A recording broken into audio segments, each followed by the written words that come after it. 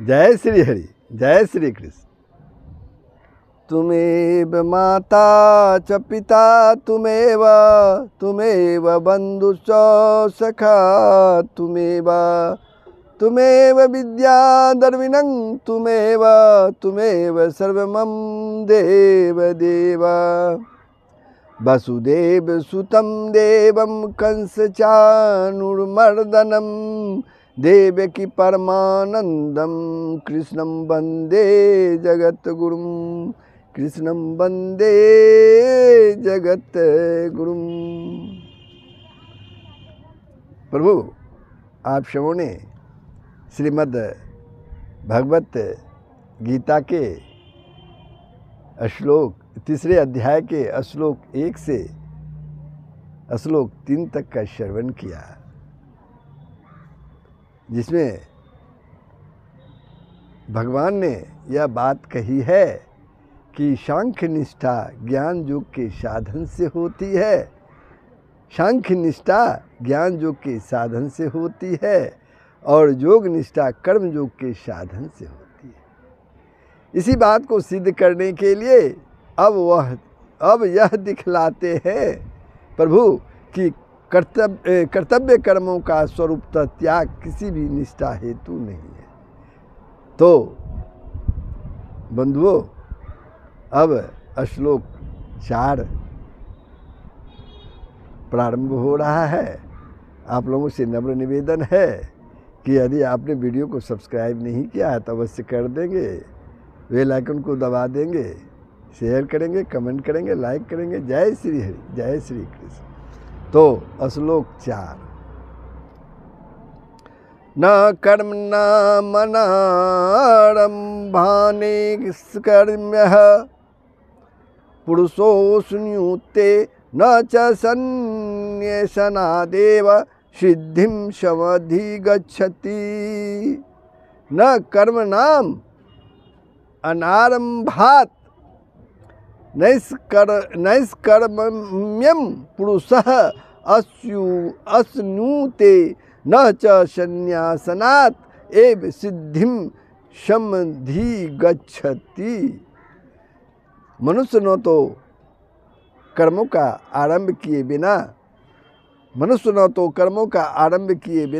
किसी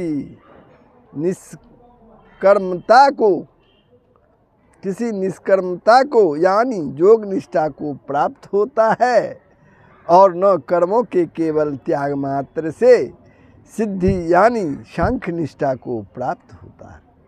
फिर एक बार सुनिए, मनुष्य न तो कर्मों का आरंभ किए बिना, कोई भी कर्म का आरंभ किए बिना निष्कर्मता को यानी योग निष्ठा को प्राप्त होता है और न कर्मों के केवल त्याग मात्र से सिद्धि यानी सांख्य निष्ठा को ही प्राप्त होता है।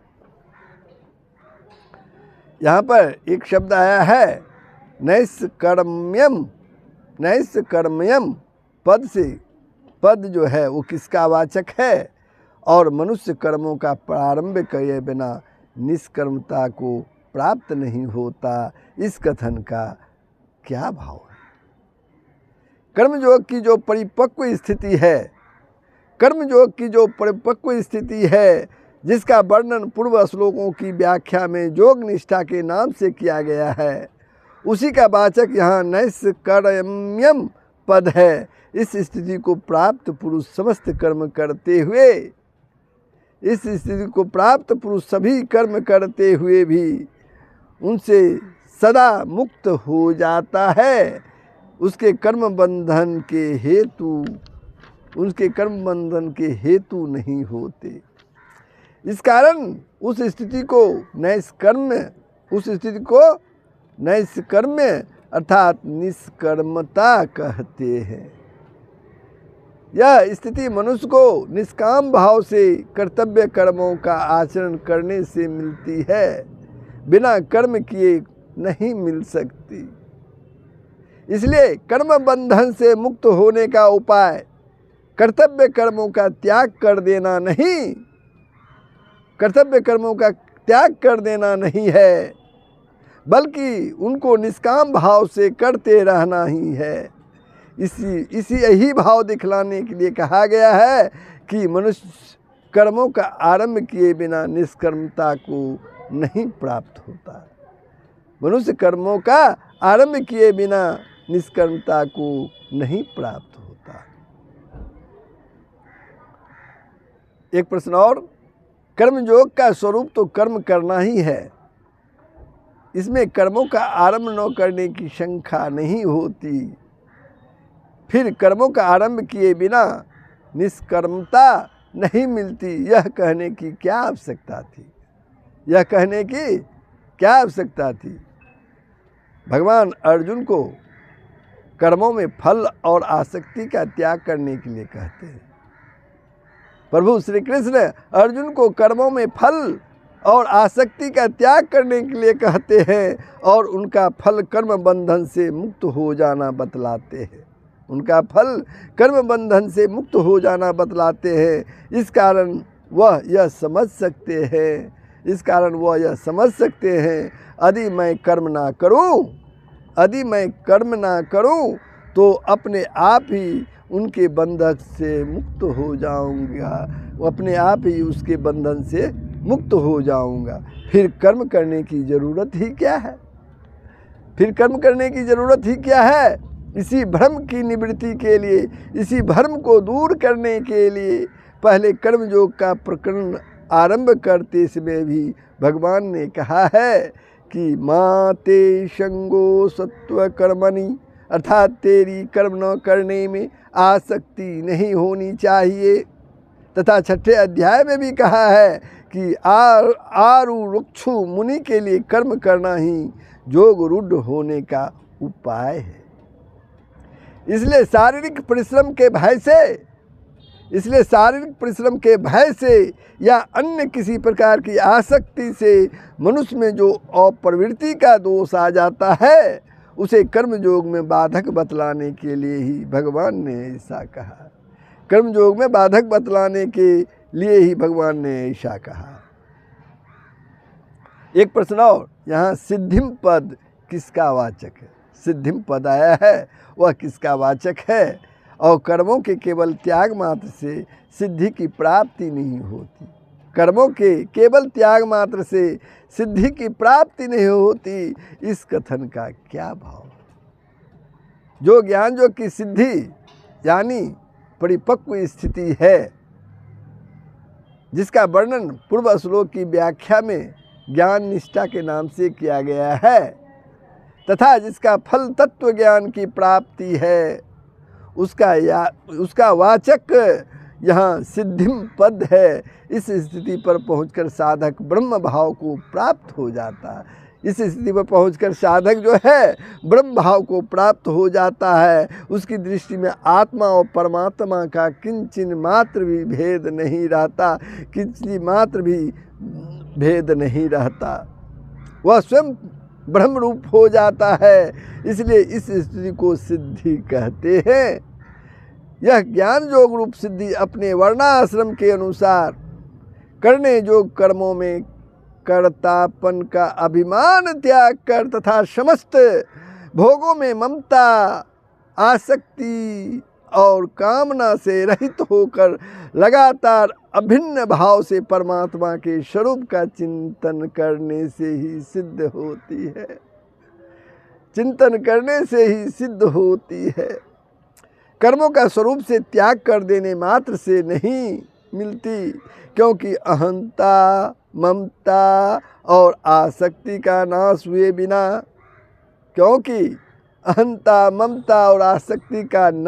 बिना मनुष्य की अभिन्न भाव से परमात्मा में स्थिर स्थिति नहीं हो सकती, बल्कि मन बुद्धि और शरीर द्वारा होने वाली किसी भी क्रिया का अपने को कर्ता न समझकर उनका दृष्टा साक्षी रहने से उपयुक्त स्थिति प्राप्त हो जाती है। कर्ता न समझकर अपने को उसका साक्षी समझकर उपयुक्त स्थिति को प्राप्त हो जाती है। इसलिए सांख्य योग को भी वर्णाश्रमोचित कर्मों का स्वरूप से त्याग करने की चेष्टा न करके उनमें कर्तापन, ममता, आसक्ति और कामना से रहित हो जाना चाहिए। यही भाव दिखलाने के लिए यहाँ यह बात कही गई है कि केवल कर्मों के त्याग मात्र से सिद्धि प्राप्त नहीं होती।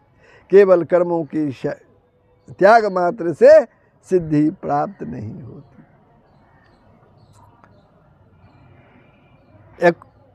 अब अनारंभात शन्यसनात्, इन दो पदों जो इस श्लोक में आया है, पदों का एक ही अभिप्राय है। इन दोनों पदों का क्या एक ही अभिप्राय है या अलग अलग?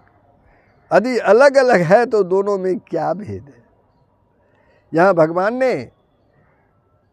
भगवान केशव ने दोनों पदों का प्रयोग अलग अलग अभिप्राय से किया है, क्योंकि अनारंभात पद से तो कर्मयोगी के लिए विहित कर्मों के न करने को योग निष्ठा की प्राप्ति में बाधक बतलाया है, किंतु शन्यसनात् पद से सांख्य योगी के लिए कर्मों का स्वरूप से त्याग कर देना सांख्य निष्ठा प्राप्ति में बाधक नहीं बतलाया गया। केवल यही बात कही गई है कि उसी से उसे सिद्धि नहीं मिलती। सिद्धि की प्राप्ति के लिए उसे कर्तापन का त्याग करके सच्चिदानंद घन ब्रह्म में अभेद भाव से स्थित होना आवश्यक है। किसमें? सच्चिदानंद घन ब्रह्म में अभेद भाव से स्थित होना आवश्यक है। अतः इसके लिए कर्मों का स्वरूपतः त्याग करना मुख्य बात नहीं है, भीतरी त्याग ही प्रधान है और कर्मयोग के लिए स्वरूप से कर्मों का त्याग न करना विधेय है। यही दोनों पदों के भाव में भेद है। इस प्रकार कर्मयोगी के लिए कर्तव्य कर्मों के न करने को योग निष्ठा की प्राप्ति में बाधक और सांख्य योगी के लिए सिद्धि की प्राप्ति में केवल स्वरूप से बाहरी कर्मों के त्याग को गौण बतलाकर अब अर्जुन को कर्तव्य कर्मों में प्रवृत्त करने के उद्देश्य से अलग अलग हेतुओं से, अलग अलग कारणों से कर्म करने की आवश्यकता सिद्ध करने के लिए पहले कर्मों के सर्वथा त्याग को अशक्य बतलाते हैं। प्रभु अशक्य बतलाते हैं। अब आगे के श्लोक में सुनिए। न हि कश्चिन्मपि जातु तिष्ठत्य कर्म कृत कार्यते हवस्य है कर्म सर्व प्रकृति जय गुणे।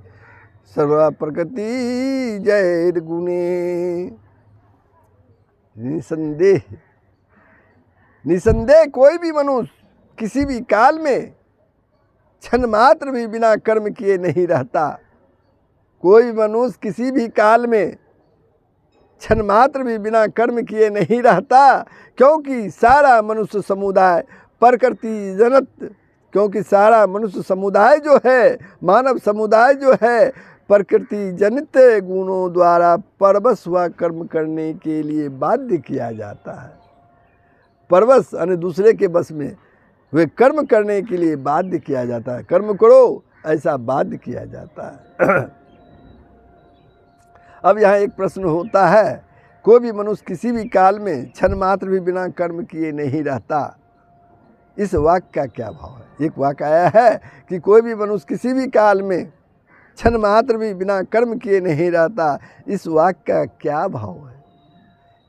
इससे भगवान ने यह भाव दिखलाया है, इससे भगवान ने यह भाव दिखलाया है कि उठना, बैठना, खाना, पीना, सोना, जागना, सोचना, मनन करना, स्वप्न देखना, ध्यान करना और समाधिस्थ होना, ये सब के सब जो है कर्म के अंतर्गत ही आते हैं, कर्म के अंदर ही आते हैं।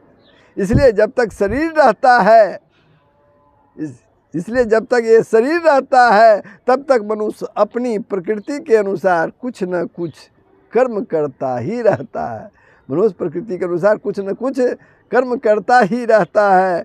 कोई भी मनुष्य क्षण भर भी कभी स्वरूप से कर्मों का त्याग नहीं कर सकता। अतः उनमें कर्तापन का त्याग कर देना या ममता, आसक्ति और फलेच्छा का त्याग कर देना ही उनका सर्वथा त्याग कर देना है। अतः उनमें कर्तापन का त्याग कर देना या ममता, आसक्ति और फलेच्छा का, फल की इच्छा का त्याग कर देना ही उनका सर्वथा त्याग कर देना।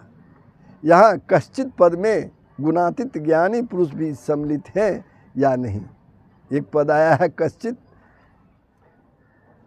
इस पद में गुणातीत ज्ञानी पुरुष भी शामिल है या नहीं। अब इस पर इसका भाव समझिए। गुणातीत ज्ञानी पुरुष का गुणों से या उनके कार्य से कुछ भी संबंध नहीं रहता। गुणातीत ज्ञानी पुरुष का गुणों से या उनके कार्य से कुछ भी संबंध नहीं रहता।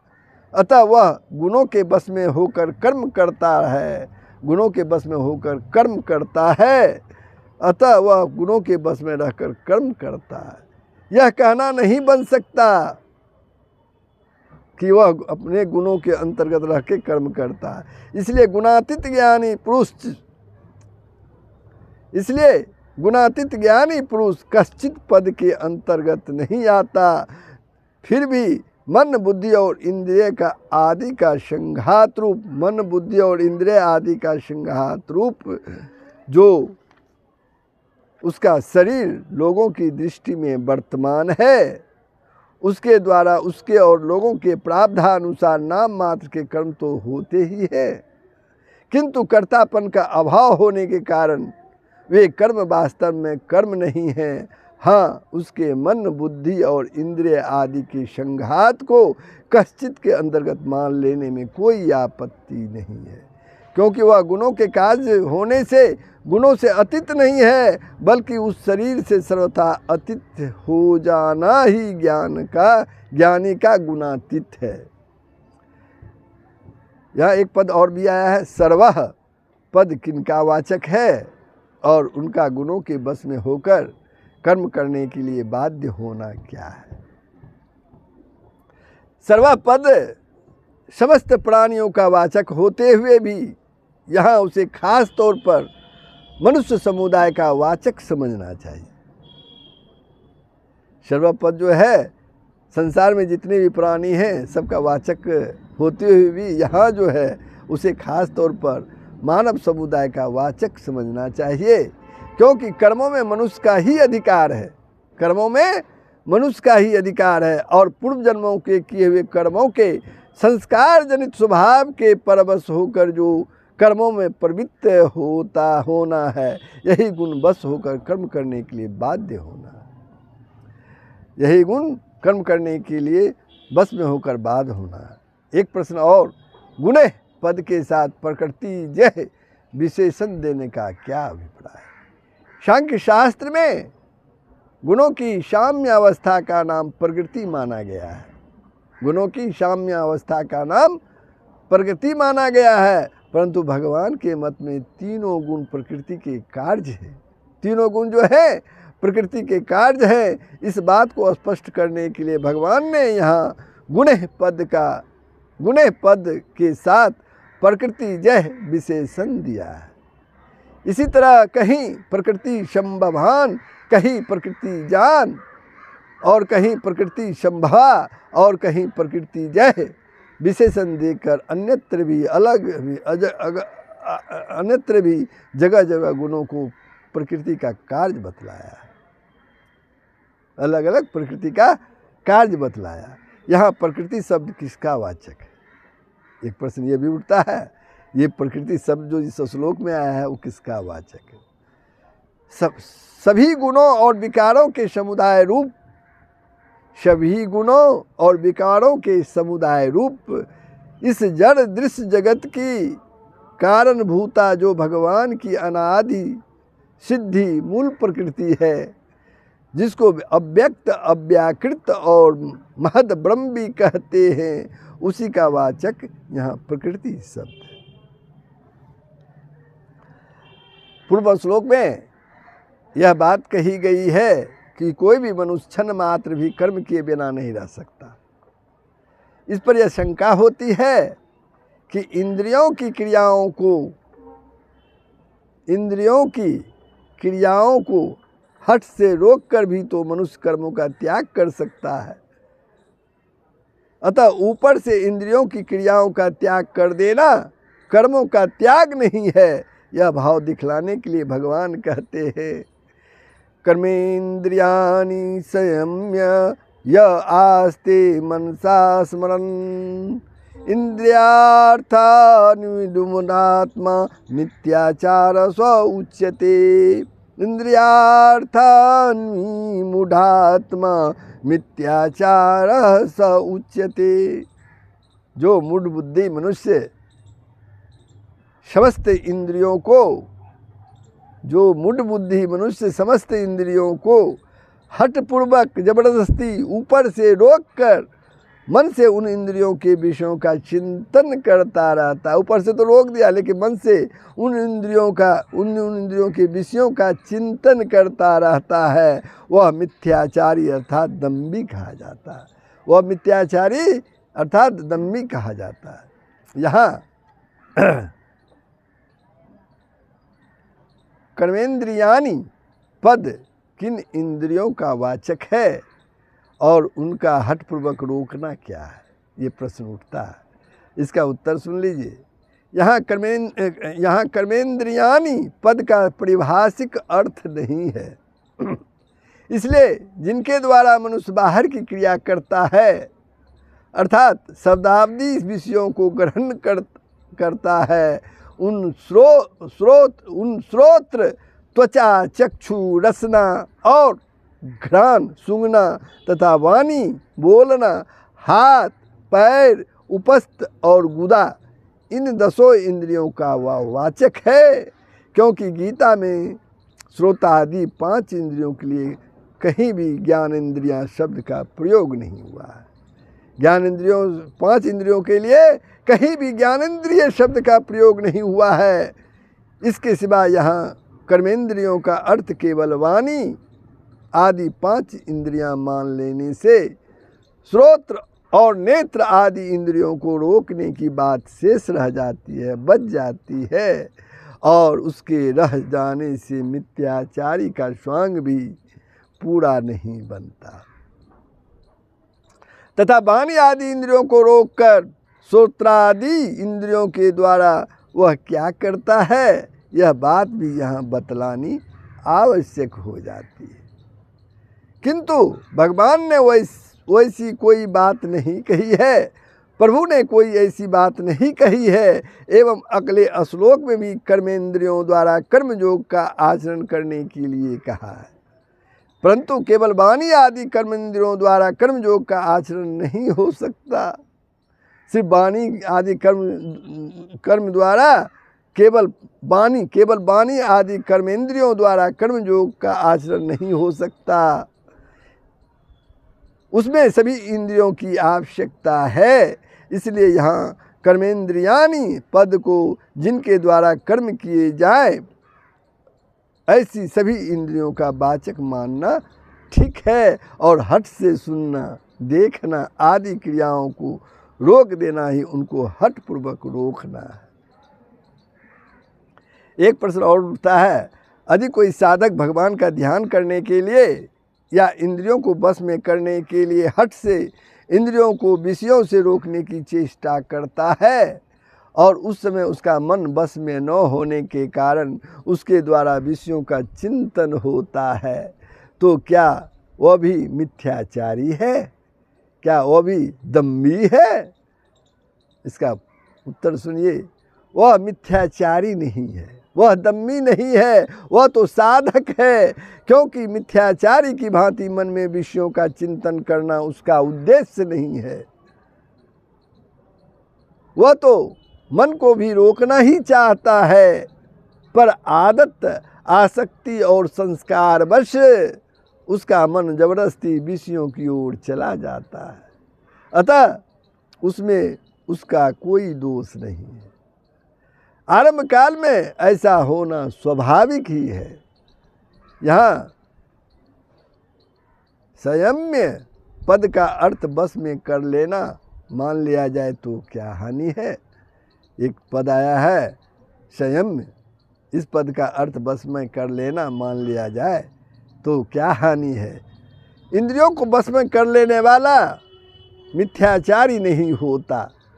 अपने इंद्रियों को बस में कर लेने वाला मिथ्याचारी नहीं होता, दम्भी नहीं होता, क्योंकि इंद्रियों को बस में कर लेना तो योग का अंग है, योग का अंग है।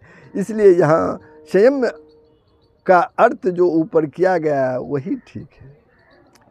इंद्रियार्थान पद किसका वाचक है।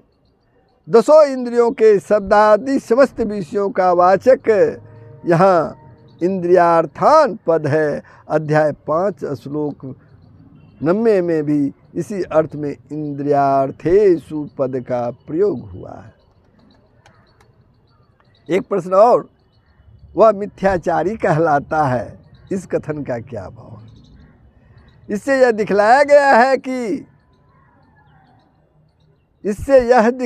गया है कि उपयुक्त प्रकार से इंद्रियों को रोकने वाला मनुष्य मछलियों को धोखा देने के लिए स्थिर भाव से खड़े रहने वाले कपटी बगुले की भांति बाहर से दूसरा ही भाव दिखलाता है और मन में दूसरा ही भाव रखता है। बाहर से तो बगुले साधु नजर आते हैं, लेकिन उसके मन में है कि कब मछली आए और पकड़े। अतः उसका आचरण मिथ्या होने से वह मिथ्याचारी है। इस प्रकार केवल ऊपर से इंद्रियों को विषय में हटा लेने को मिथ्याचार बतलाकर अब आसक्ति का त्याग करके इंद्रियों द्वारा निष्काम भाव से कर्तव्य करने वाले योगी की प्रभु प्रशंसा करते हैं। तो प्रभु